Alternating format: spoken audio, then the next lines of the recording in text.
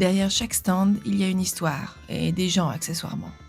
Dans ce podcast, je donne la parole à des artisans pour parler de leur métier, de leurs choix, de leurs souvenirs de festival et de tout ce qui compose notre métier pas comme les autres. Je pose des questions parfois indiscrètes, souvent sincères, mais toujours bienveillantes. Oyez, oyez, artisans, bienvenue sur ce podcast. Coucou tout le monde, et du coup aujourd'hui on se retrouve avec Alexandra de Chaudron et compagnie. Du coup bonjour Alexandra. Bonjour tout le monde. Alors la première question ça va être qui tu es, ce que tu fais, d'où tu viens et depuis combien de temps tu le fais? Ok. Je suis Alexandra, sous mon nom de plume, Alexandra McCorvus, créatrice de la boutique Chaudron et compagnie il y a 5 ans très bientôt. Ah quand même. Ah bah oui c'est vrai, on en parlait en plus. En novembre, ça fera 5 ans. Ma boutique tourne autour de l'utilisation des huiles essentielles en magie, donc avec les vertus magiques des plantes plutôt que médicinales, de la cuisine magique et globalement de tout ce qui est outils de sorcière quand je suis en marché. Ça va être des outils de pratique, pendule, tarot, je fais mes petites spell jars aussi. Et puis j'aime bien proposer des outils pour créer vos propres outils après à la maison. Et j'écris des livres depuis quelques années maintenant. T'en as déjà pas mal au compteur. Ouais. J'en ai quelques-uns au compteur. Voilà. Toujours autour de l'ésotérisme et du coup qui englobe aussi la part païenne et parentale puisque j'écris aussi des livres pour enfants. Oui, parce que je crois que tu es maman. Parce que je suis maman. Et je voulais dire, tu as aussi un truc qui nous lie particulièrement toutes les deux, c'est que je crois, il me semble que tu as un podcast aussi. J'anime un podcast qui s'appelait avant juste La Chaumière, qui s'appelle maintenant La Chaumière du Corbeau, puisque je l'anime seule, avec toi, qui vient faire une petite rubrique mensuelle autour des plantes. Je viens 10 minutes ramener ma fraise sur les plantes, puis c'est tout, après je repars. Coucou, oui, mais voilà, et puis j'ai toujours un invité ou une invitée avec moi pour parler de sujets divers et variés, toujours autour de la spiritualité, de l'ésotérisme, voilà, de la sorcellerie, tout ça.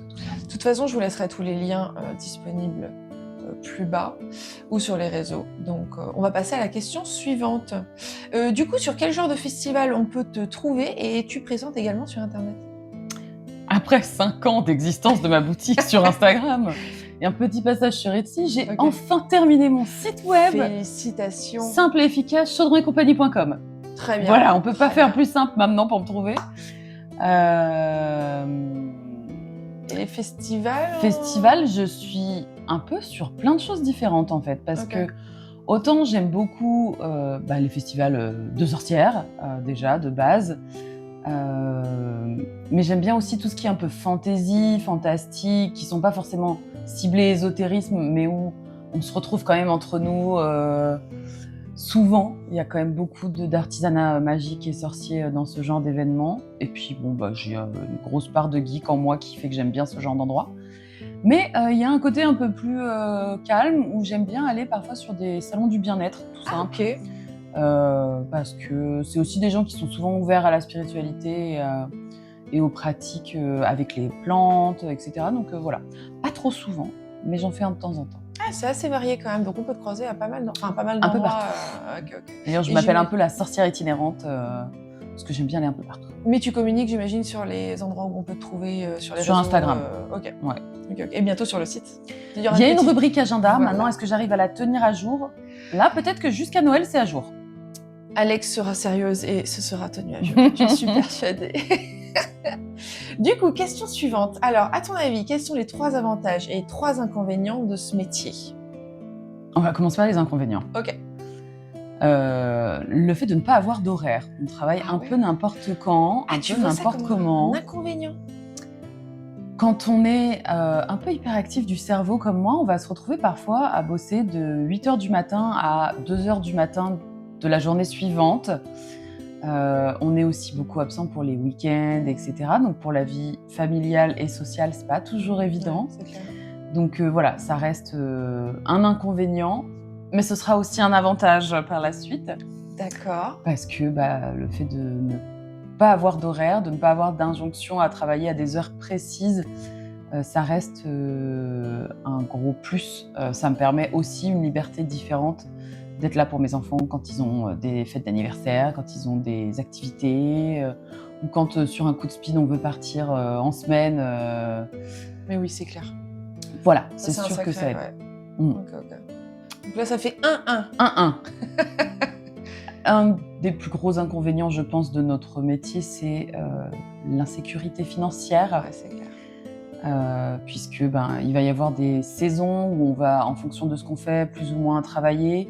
Et ça veut dire qu'il y a des périodes dans l'année où on va très peu travailler et donc avoir pas de revenus et donc paniquer de se dire comment je vais payer mes factures ce mois-ci Voilà, mais bon, c'est le jeu et ça force aussi à se renouveler en permanence et à trouver d'autres façons de communiquer, de proposer des choses dont on peut avoir eu l'idée à une saison qui bat son plein et qu'on n'a pas le temps de faire et prendre le temps de s'en occuper à un moment qui est un petit peu plus calme.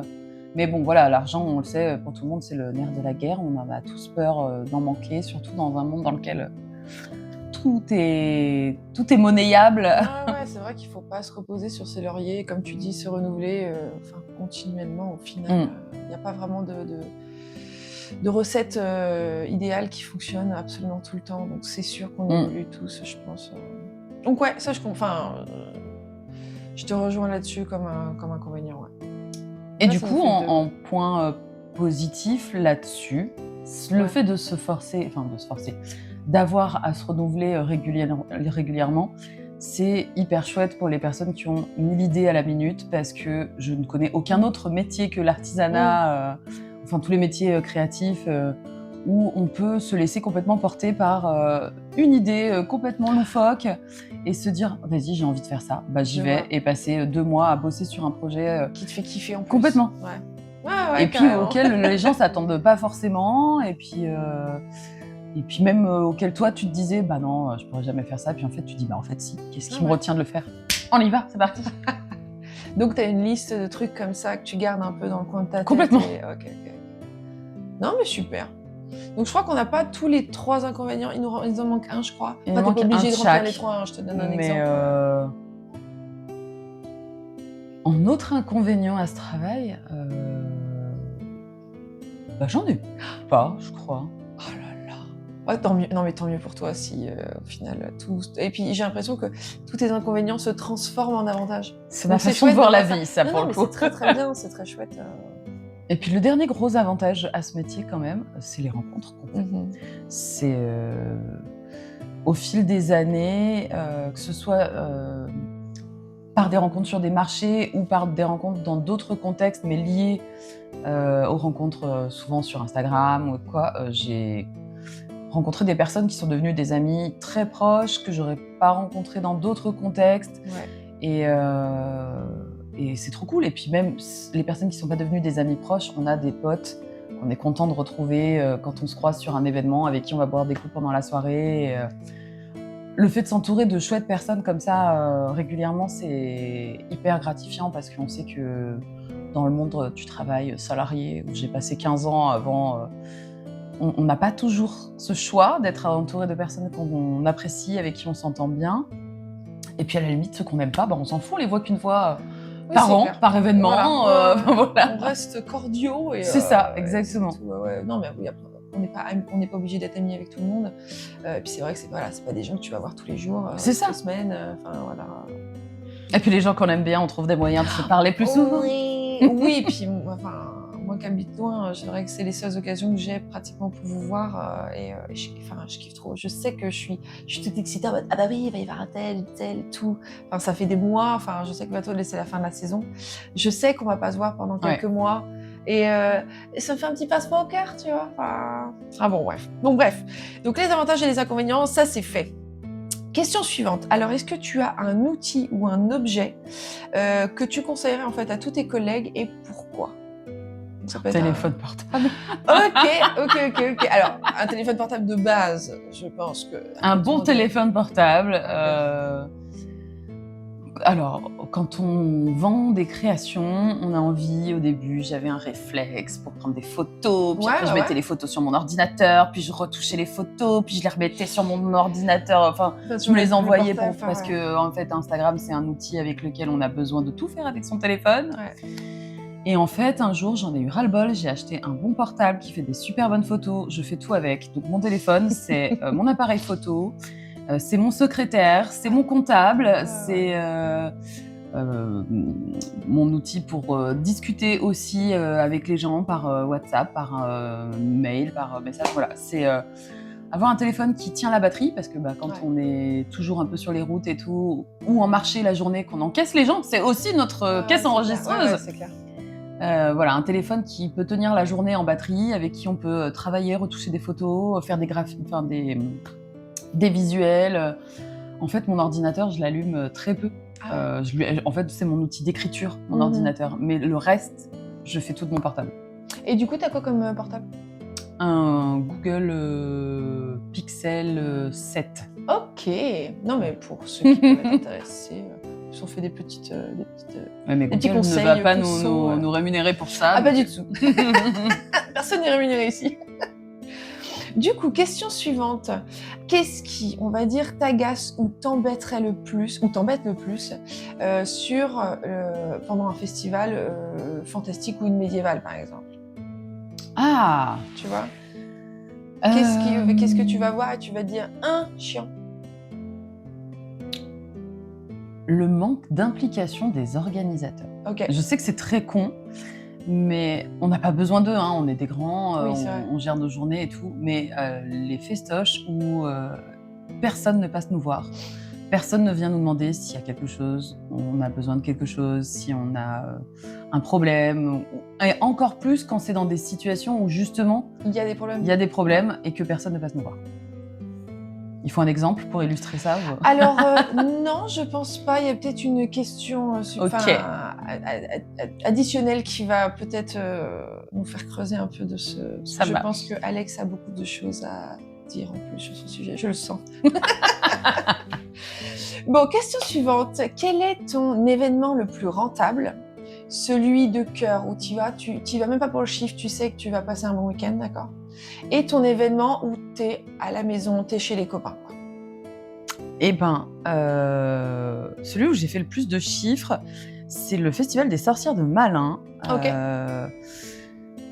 Que j'étais hyper enthousiaste d'aller faire parce que j'étais très curieuse de ce marché qui est assez ancien, enfin voilà, qui a une belle réputation et puis qui est pas si loin de chez moi. Je suis à moins de 2 heures de voiture de là-bas. C'est bien ce festival. Et purée, c'est la première fois que je faisais un chiffre comme ça sur un marché. Voilà, c'était hyper chouette. Après, j'ai eu de la chance parce que j'étais placée à un endroit où les gens pouvaient prendre le temps de discuter, etc. Je sais que pour certains collègues, comme ils étaient un peu dans le passage, les gens ne prenaient pas le temps de s'arrêter parce qu'il fallait avancer. Et voilà. Ouais. Donc, je m'estime très heureuse de ce marché. Et mon événement de cœur, celui où j'y vais, même si je fais pas de chiffres, c'est l'Estrange Festival. Ok. Je sais pas, j'ai beaucoup aimé le fait que ce soit des nénettes qui montent ça en étant encore étudiante. Tout le village s'implique à fond, tous les bénévoles et tout le monde fait partie de la communauté du village. Et elles, même si elles sont parties faire leurs études ailleurs et tout, quand elles reviennent, voilà, tout le monde met la main à la pâte. Et j'adore ce moment. Et puis si je fais pas de sous, je fais pas de sous. Je suis à 1 heure de la maison, c'est pas dramatique. Ouais, le lieu est très cool aussi. Moi, j'avais adoré. Magnifique. Et celui où je suis à la maison, c'est chez moi en fait. Alors, je mettrais aussi quand même le Festival des Citrouilles Enchantées dans mes événements chouchous, parce que pour moi, c'est l'Estrange et eux, c'est les vrais deux seuls que je fais sans me poser de questions. Mais à la maison, c'est à la maison. J'habite à Trévoux, qui est une ville médiévale, et il y a la fête médiévale l'été au château avec un spectacle de feu, etc. Pour le coup, c'est pareil, en général, je fais pas grand-chose en dessous. Mais je croise les parents des copains de mes enfants, je croise des gens qui me voient d'habitude faire mes courses à Carrefour et voilà. Et puis, je rentre dormir dans mon lit tous les soirs. Quel luxe. Mais quel luxe. Ouais, c'est vrai que le confort, pour le coup, de ne pas faire de route, de s'installer hyper vite, c'est top. Tu m'étonnes. Non, mais je comprends parfaitement. Du coup, question suivante. Quel est ton plus gros oubli sur un festival? Ma bannière. Ta bannière de fond? Oui. Oh non. Et t'en as qu'une? Plus. J'en ai 2, mais j'avais oublié les 2. En plus, les deux. J'en ai une grande et une petite. Je m'étais dit, non, bah là, je vais prendre la petite. Et j'en avais aucune des 2 dans la voiture. Mais c'est pas dans une boîte, quelque chose? C'était libre de ses mouvements, en fait? Non, elles sont dans leur carton d'accord, plat. d'accord, ok. Voilà. Donc, bon, mais c'est pas grave. J'ai fait le marché sans bannière.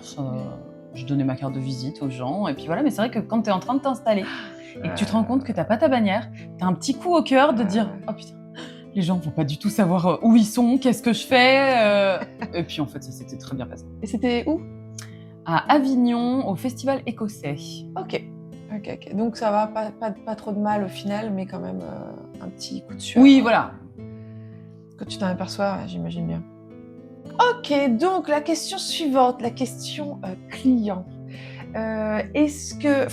Quel est ton client, on va dire, le plus adorable que tu aies rencontré, client bien sûr, et le plus, on va dire, détestable, ou la discussion la plus lunaire que tu aies eue? Donc le plus cool et le moins cool, déjà. Alors, il faut savoir que j'adore rencontrer des gens en marché. Je serais ça, tu ferais pas ça, de incapable toute de façon. dire le plus cool ou la plus cool. Parce que sur chaque événement, il y a des rencontres qui vont me marquer. Des gens avec qui je vais avoir des échanges hyper intéressants ou avec qui on va parler d'un sujet qui va me passionner et qui va le passionner. On va y passer 20 minutes. Alors, il y a des gens qui attendent autour. Je ne suis pas capable de faire un choix. Je n'ai pas en plus en tête un truc vraiment marquant parce qu'à chaque fois, je repars avec plein de belles rencontres qui me font plaisir et qui me font du bien. J'ai la chance de ne pas avoir de clients détestables. Ok. Donc, ça me... Voilà. Ou alors, c'est que moi, je suis trop gentille et que du coup, il n'y a rien qui me... Mais Alex a trop de chance. Ça ne t'arrive jamais... Bah, tu sais, des gens qui vont passer, qui vont dire « Ah, c'est trop cher » ou machin. Mais, Ça, c'est les classiques. Ça. ouais, en fait, c'est pas détestable. C'est juste des gens qui savent pas... Ah non, t'as jamais eu une réflexion ou un truc où tu t'es dit « Waouh, ah ouais, on en est là » ou... Mais tant mieux pour toi, hein, si ça n'est pas Si, le cas, mais ça a dû arriver, mais tu vois, en fait, Tu c'est retiens pas même ça pas. que je regarde Ok. de ma journée en Ok. général. C'est bien, Ouais. ça.